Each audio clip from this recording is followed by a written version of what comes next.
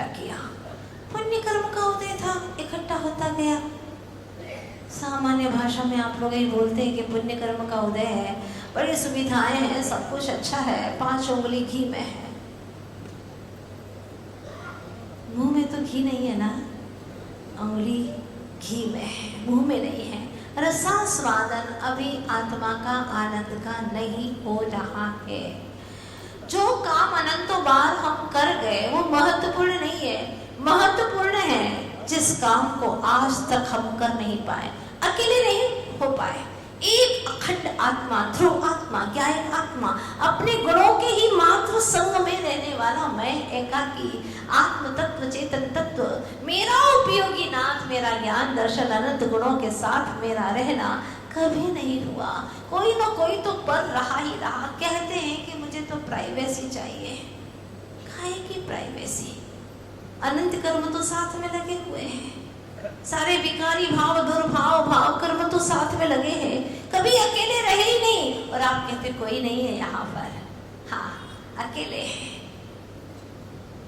मान लो अपने आप को, कर्म तो पूरे समय निगरानी रखे हैं तुम्हारे ऊपर। जो करोगे, जैसा करोगे वैसे ही कर्मों का बंधन होता रहेगा। सावधान चेतन, सावधान, जाग जा, अकेला हो जा, श्रद्धा से तो हो जा। सिद्ध भगवान होगा तब पूरी तरह से अकेला होगा। एकत्व, एक भी परमाणु आत्मा के साथ में नहीं रहेगा जब सिद्ध हो जाएगा। लेकिन जब तक प्रसिद्ध होने का सोचेगा ना, तो कर्म अलग होने वाले नहीं है। हाँ, जो प्रसिद्धि की तमन्नाओं में पड़ा है वो कभी भी अकेला नहीं हो सकता। वो सिर्फ जोड़ना चाहता है, और जुड़े और रेला जुड़ता जाए मेरे साथ में, और मेले ही मेले में रहेगा। जितना रेला जोड़ेगा उतना मेला बढ़ेगा, उतना वह मेला होता चला जाएगा। अकेलापन गुम हो जाएगा, और अकेलापन नहीं मिला तो अंतर का आनंद तो छू ही नहीं पाएगा। वो कौन सा शुभ अवसर आएगा, शुभ मुहूर्त कब आएगा? जब मैं अकेलेपन का एहसास करूं। अरे श्रद्धा तो धारण कर, समय साथ पढ़ करके ये तो तय कर कि मैं अखंड आत्म तत्व हूँ। ये कर्म मुझसे मिले हुए हैं, मैंने ही उन्हें आमंत्रण निमंत्रण दिया है, वो मेरी आत्मा में संबंध कर रहे हैं। फिर भी वो मुझसे भिन्न है। जैसे दूध में पानी मिला, फिर भी दूध दूध में है, पानी पानी में है। अगर इसका प्रयोग किया जाए, अग्नि के ऊपर रखा जाए, विधिवत उसको तपाया जाए, तो पानी बाष्प बन करके उड़ जाएगा और वह दूध दूध रह जाएगा। हाँ, दूध रह जाएगा। क्या बन जाएगा? बोलो ना, मावा। माँ यानी नहीं है। आप सब बहुत अच्छी भाषा के जानकार हैं, प्राकृत भाषा, संस्कृत भाषा, ऐसी ऐसी भाषा आप लोग बोलते हैं, बड़े ज्ञानी हैं आप, पर अपने आप को समझते ही नहीं है। माँ वाह, क्या शेष रह गया? माँ। माँ यानी नहीं है, वार यानी पानी, वार वारिकम पयोग भोंभू, पाथुर सलिलम जलम, ये सब जल के पर्यायवाची नाम है। वारी, ये सब नाम है जल के। तो आपने क्या कहा? मावा बन गया। मतलब माँ यानी नहीं रहा है, वार यानी जल जिसमें, वह है माँ वाह। माँ वाह, माँ अर्थात नहीं है, वार यानी जल जिसमें। अब क्या है गया? वो सिर्फ क्या है? दूध ही दूध है। ये है शुद्ध दूध जो माँ वाह है। कुछ लोग खोवा भी कहते हैं, है ना? खोवा है, खोवा। उधर बुंदेलखंड में खोवा बोलते हैं। खो गया है, वाह यानी जल जिसने से उसका नाम है खोवा। बात वही है। अब उसमें जल नहीं रहा, जल का अंश भी नहीं रहा, सूखा हो गया बिल्कुल। मावा खोवा। ऐसा ही मैं भी अनादि से खोवा मावा की बात तो समझ में आएगी। सबके चेहरे फूल के बड़े खुश हो रहे हैं। ये हम बड़े ज्ञानी हैं, बहुत अच्छी भाषा बोलते हैं। सो व्हाट, क्या होना है? सब कुछ तुम कर भी लोगे, जान भी लोगे। प्रयोजन भूत तत्व को समझो, ये सब अप्रयोजन भूत है। मामा को समझ लिया, दूध कैसे उठना वो भी समझ लिया, तो क्या होने वाला है? ये कोई प्रयोजनभूत तत्व नहीं है। मैं ये चेतन आत्म तत्व को समझूं कि उसी तरह से मैं भी अनादि से शुद्ध हूँ, शुद्ध हूँ, शुद्ध हूँ, शुद्ध निश्चय से आज भी अभी भी पवित्र हूँ। लेकिन अनुभव क्या कर रहा हूँ सुख दुख का? क्यों? क्योंकि मोह से भरा हुआ हूँ। मोह जनित दशा है मेरी, मैंने अपनी बना ली है ऐसी, मैंने अपने आप को मोही मान लिया है। अरे माता जी देखो, बात तो बहुत अच्छी लगती है समय सार की, पर हम तो गृहस्थी है ना। क्या कहते हैं? हम तो गृहस्थी है ना। क्या तुम्हारी आत्मा पर कौन सा लेबल लगा है? कहाँ लिखा है कि तुम गृहस्थी हो? कहाँ लिखा है? कुछ नहीं, तुमने माना है कि मैं गृहस्थी हूँ। क्या है ना माता जी, हम तो संसारी जीव हैं, बच्चे हैं हमारे, उनका भी पालन पोषण करना ही रहता है। घर गृहस्थी रिश्ते नाते निभाने पड़ते हैं, बहन बेटियां हैं, घर आती जाती हैं, सब निभाना पड़ता है। तो चातुर्मास में 2 महीने तो हमारे यूं ही निकल जाते हैं, आ ही नहीं पाते हैं। निभाओ, निभा लो। कितना निभाओगे? जो अपने हित में अपना उपयोग ना लगाए, आत्महित में ना लगाए, और जो समझदार है, जागृत है, वो खुद तो जागता है, बहन बेटियों को भी लगा देता है। सावन में आ रही है, सब चलोगे, एक बार तो वहां धर्म सभा में जाना ही है, नहीं तो अहमदाबाद आने का क्या मजा है, क्या मतलब है? आई हो तुम इस बार तो धर्म का लाभ भी लेकर के जाओ। कहाँ है नाम? आपने आत्मबोध शतक सुना होगा। हित में जो कम जोर लगाते, वे कमजोर कहाते हैं। आत्मबोध शतक का दूसरा भाग, उसमें बहुत अच्छी पंक्तियां लिखी, समझ में आ रही है आपको? जो हित में जो कम जोर लगाते, जोर नहीं लगाते, ज्यादा जोर नहीं लगाते, वाह ठीक है, जाना हो तो जाओ, नहीं तो कोई बात नहीं। हाँ, बेटी नहीं जाना चाहती, कोई बात नहीं, तो यहीं पर ही देख ले। हाँ, टीवी मोबाइल भी ले ले मेरा, देख लेना तो, है ना। 2 घंटे बर्बाद करती है। हित में जो कम जोर लगाते, वे कमजोर कहाते हैं। नहीं बरसने वाले बादल ही तो शोर मचाते हैं। निजात्म हित को नहीं समझता, यह तेरी कमजोरी है। हाथ पे हाथ धरे बैठे और कहते कि मजबूरी है। बात समझ में आ रही है आपको? हाथ पे हाथ धरे बैठे हैं और कहते क्या करें, मजबूरियां हैं। बन जाओ मजदूर, बनते रहो मजदूर, एक दूसरे की सेवा में लगे रहो। धर्म ध्यान भी तो करो, ये भी तो तुम्हारा कर्तव्य है। आत्महित को कब साधोगे? अगर अभी नहीं तो कब? कौन सा शुभ मुहूर्त आएगा? जो आत्महित में कम जोर लगाते हैं, ज्यादा जोर लगाते ही नहीं है। स्कूल जाने के लिए बच्चों को जोर लगाते हैं, मंदिर के लिए तो कोई बात नहीं बेटा, एक बार बोल दिया चले तो ठीक है, नहीं तो कोई बात नहीं। लेकिन स्कूल ना जाए तो, पढ़ाई ना करे तो, दिन में कितनी बार बोलते पढ़ पढ़, पढ़ता क्यों नहीं है? कितनी बार बोलते हैं? क्योंकि आपकी रुचि भी बाहरी ज्ञान में है, अज्ञान में आपकी रुचि लगी हुई है। भीतरी ज्ञान का, भीतरी परमात्मा को प्रकट करने में आपकी रुचि लगी ही नहीं है। जरूरत महसूस ही नहीं होती है। क्या करें माता जी, अभी इसका मूड नहीं है ना, बच्चों का भी मूड होता है। ठीक है, एक बात कहूं, बुरा तो नहीं लगेगा आप लोगों को? कोई बात नहीं, लगे तो बुरा भी बुरा सा होता है, मीठा होता है। एक बात कहना चाहती हूँ जो आपको याद रहेगी। कुम्हार, कुम्हार होता है ना, कुम्हार जब गधे से उसको काम लेना हो तो कुम्हार गधे के मूड की परवाह करता है क्या? बोलो ना, ये भाई गधे का मूड नहीं है, रहने दो बेचारे को। कोई परवाह करता है क्या गधे के मूड की? कोई परवाह नहीं करता। वैसे ही शरीर से काम लेने वाला ज्ञानी मन के मूड की कोई चिंता नहीं करता। मन को अपने अनुसार चलाता है, तुझे चलना होगा। मन का मालिक होता है, मन का गुलाम नहीं होता।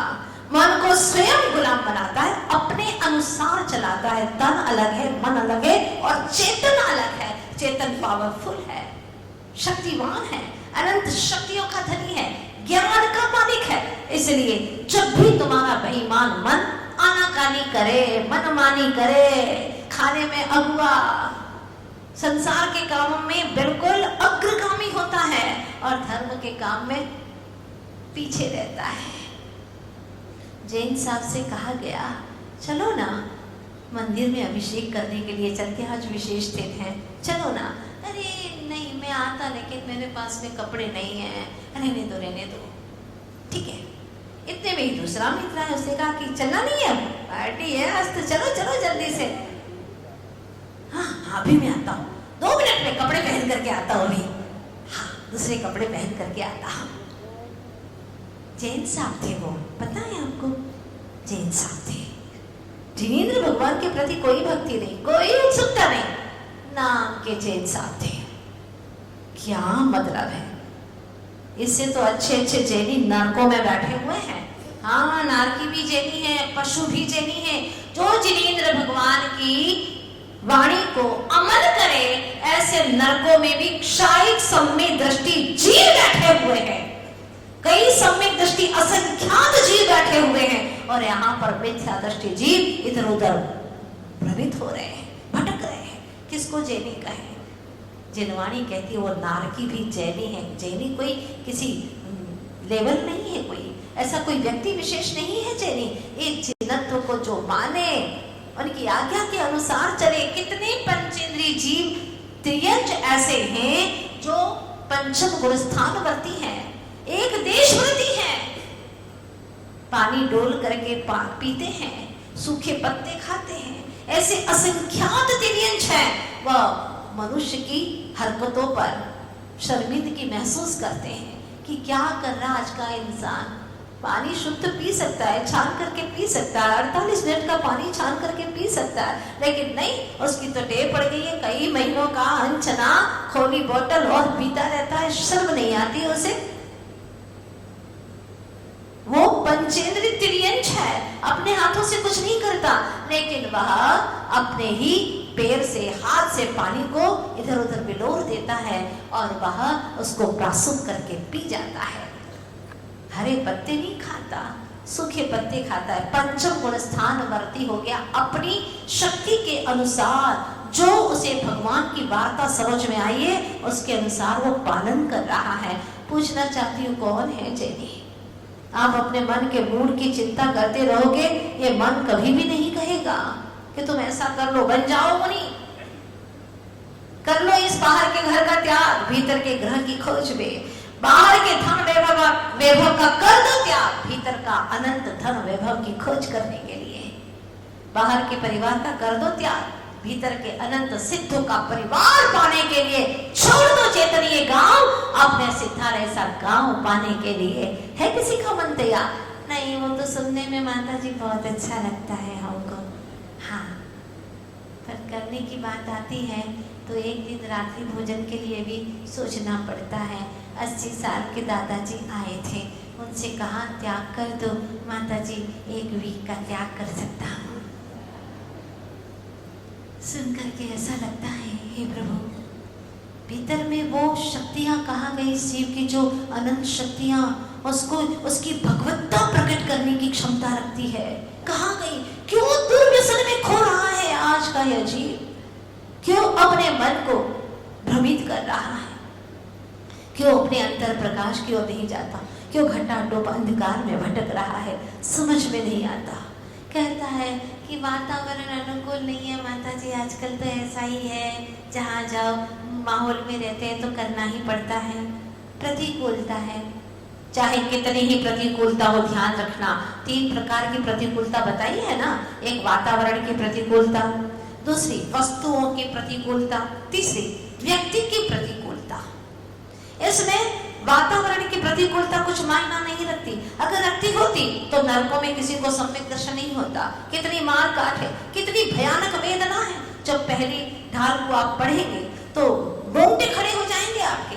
3 लोग को नाच चुकाए, मिटे न भूख कड़ा न नहाए, सिंधु नीर ते प्यास न जाए, तो पर एक न बूंद नहाए। क्षुधा तृषा गर्मी सर्दी मेरु समान लोह अग्नि जाए, ऐसे शीत उष्णता थाए।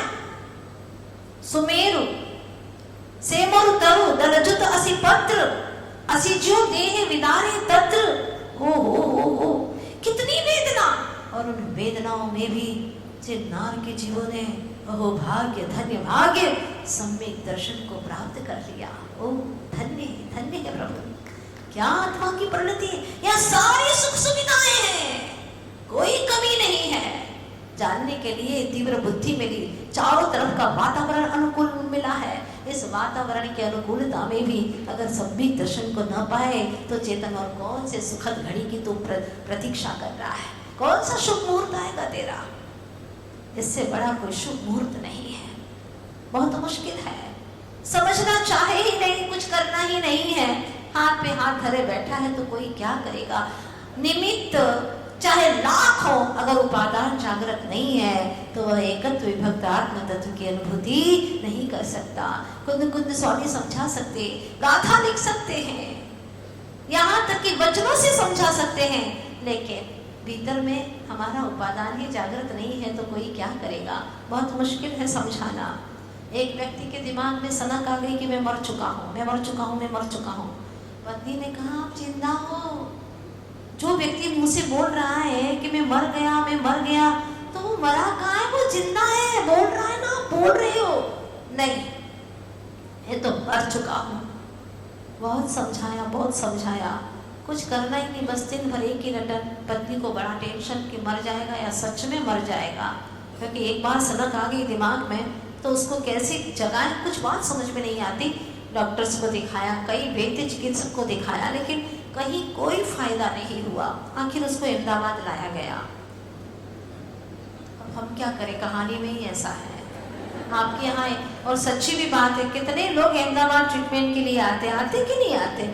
हाँ, क्योंकि पता है हमको कि शरीर की बीमारी का यहाँ पर अच्छे से इलाज हो सकता है, मन की बीमारी का इलाज हो सकता है, और कभी कभार ऐसे गोल्डन चांस आते हैं कि चेतन की बीमारी का भी इलाज हो जाता है।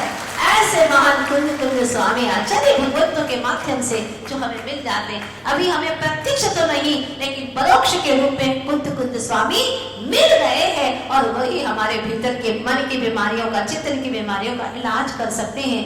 अब एक मनोवैज्ञानिक को दिखाया गया, लाया यहाँ पर।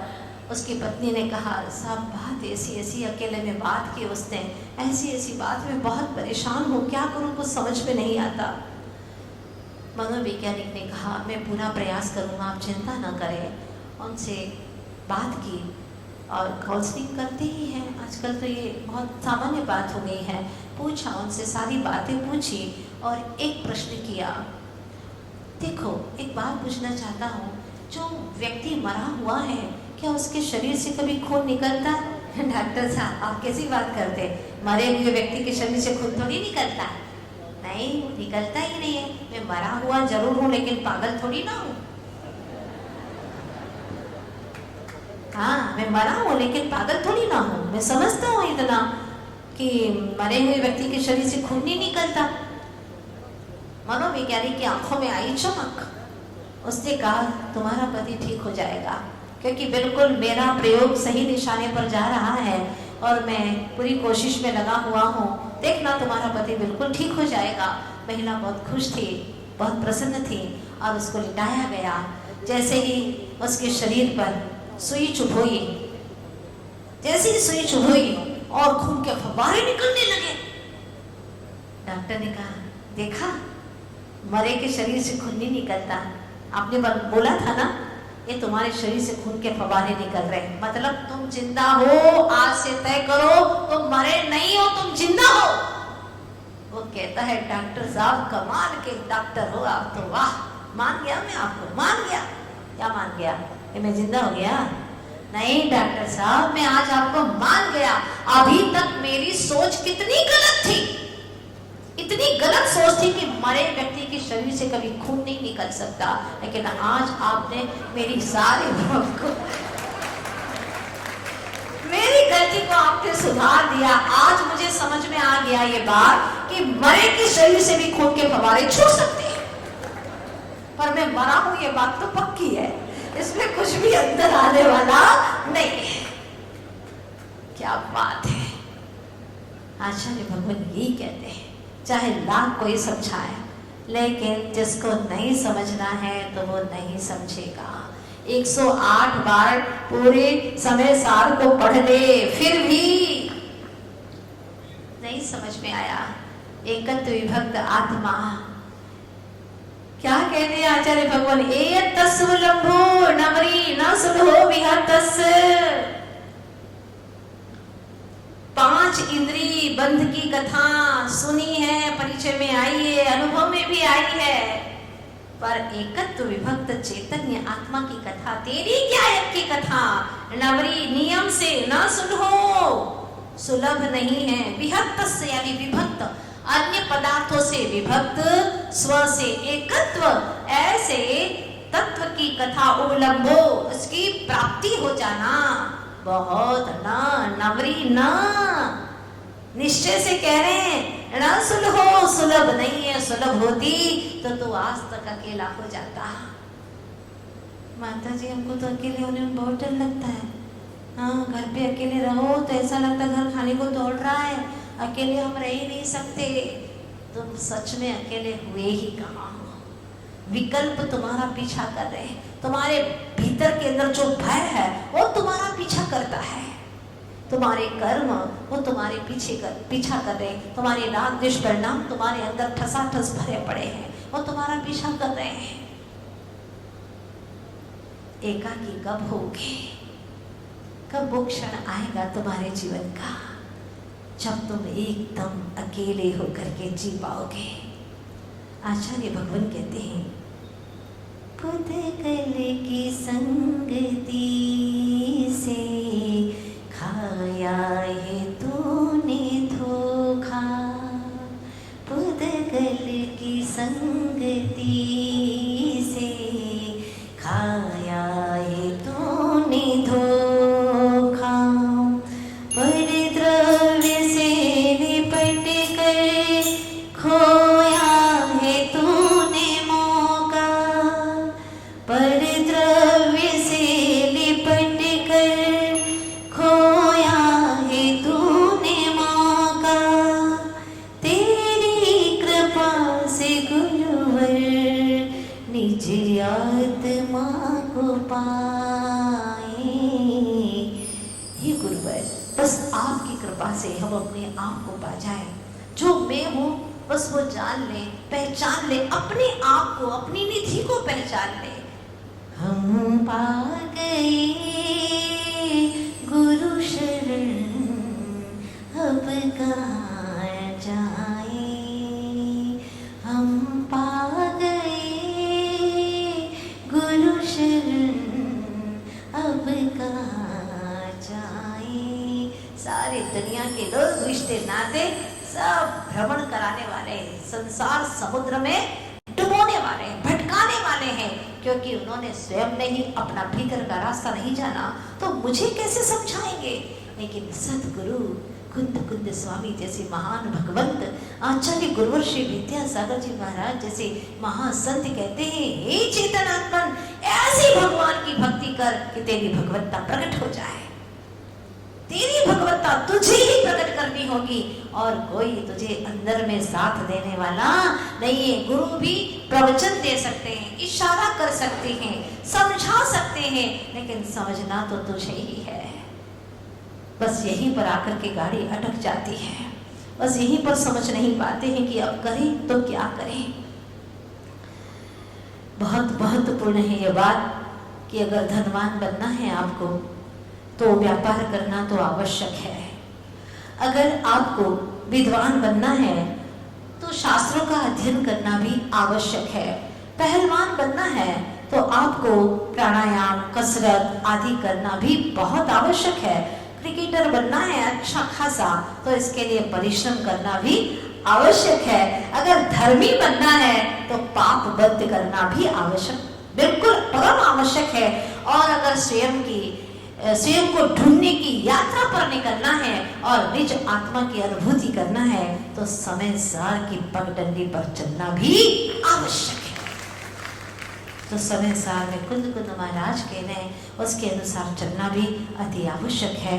बहुत हो गया, अनंत काल बीत गया, अब तो अपने को अपने घर में आना ही है।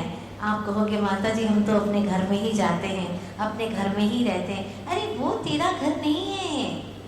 हाँ, कुछ वर्षों के बाद में तुझे बांध करके निकालेंगे इस घर से। नहीं निकलना चाहेगा तो निकलना नहीं चाहता उस घर से। अंत में भी कहता मुझे बचा लो, कैसे भी करके बचा लो। घर से निकलना नहीं चाहता। पर वे ही लोग जो तेरे लिए रोने का नाटक करते हैं ना, वो तुझे बांध देते हैं इसलिए कि तू कहीं खड़ा ना हो जाए, लौट करके वापस ना आ जाए। इसलिए तेरे शरीर में, पैर में, अंगूठे में कट लगा देते। हाँ, मरते ही कट लगा देते, कहीं भूत प्रेत बन करके वापस घर में ना आ जाए। ये संसार की रीत है। कौन है तेरा? सोच लेना। तेरा अपना मीत, तेरी अपनी प्रीत अगर है तो तेरी आत्मा से ही है और कोई नहीं है तेरा। इस सच को समझना बहुत मुश्किल है। बात तो समझ में आती है माता जी, दिमाग तक तो आती है पर अंदर में नहीं जाती है। हाँ, अंदर में प्रवेश नहीं करती, दिमाग में पूरी बात समझ में आ जाती है। अपनी सत्ता को भूल कर ही तो अपना सत्यानाश हो रहा है। निज लोक में रहना सीख चेतन, निज लोक में, आत्मलोक में रहना है। और तो रहता ही है निश्चय से, शुद्ध निश्चय से तो अपने आत्मलोक में ही निवास करता है। ये तो बाहर में कहने की बातें हैं कि मैं राजस्थान का हूँ, मैं गुजरात का हूँ, मैं मध्य प्रदेश का हूँ। ये तो सब बाहर की बातें हैं कि मैं आसाम का रहने वाला हूँ। हाँ, ये तो सब बाहर की बातें हैं भाई। आत्मा तो आत्मा का ही निवासी है, सदा अपने आप में ही निवसता है। ये सब मूर्छा है और जब तक मूर्छा रहेगी ना तब तक तुम सच में अपने घर में, अपने निज चेतन ग्रह में आ नहीं पाओगे। लोग कहते हैं कि मूर्छा हमें पड़ा है, मूर्छित होकर के पड़ा है, बेचारा खा ही नहीं पा रहा है। ऐसा कहते हैं ना आप लोग, मूर्छा में पड़ा है, खा ही नहीं पाता है और कुछ कपड़े भी नहीं पहन पाता है, सो नहीं पाता है, जाग नहीं पाता है, क्योंकि एक जैसा पड़ा हुआ है, बस ऐसा कैसा पड़ा है, शुद्ध बुद्ध ही नहीं है, मूर्छा में पड़ा है, मूर्छित पड़ा है ना। ऐसा ही कहते हैं ना आप लोग, बोलो। मूर्छा में खा नहीं पाते है ना। पर आचार्य भगवान क्या कहते हैं कुंद कुंद स्वामी, मूर्छा में ही खा रहे हैं। जरा भाषा को समझना। तुम मूर्छित हो इसीलिए खा रहे हो, तुम मूर्छित हो इसलिए तरह तरह के कपड़े पहन रहे हो, तुम मूर्छित हो इसलिए तो मुंह की बातें कर रहे हो, तुम मूर्छित हो इसलिए तो आंखें फाड़ रहे हो, तुम मूर्छित हो इसलिए तो बोल रहे हो। ये सब मूर्छा अवस्था में है। जिस दिन तुम्हारी मोह की मूर्छा टूट जाएगी, जागृत हो जाओगे, उस दिन तुम अपने आप में लीन हो जाओगे। दुनिया की बातें अलग हैं और कुंद कुंद स्वामी की बातें अलग हैं।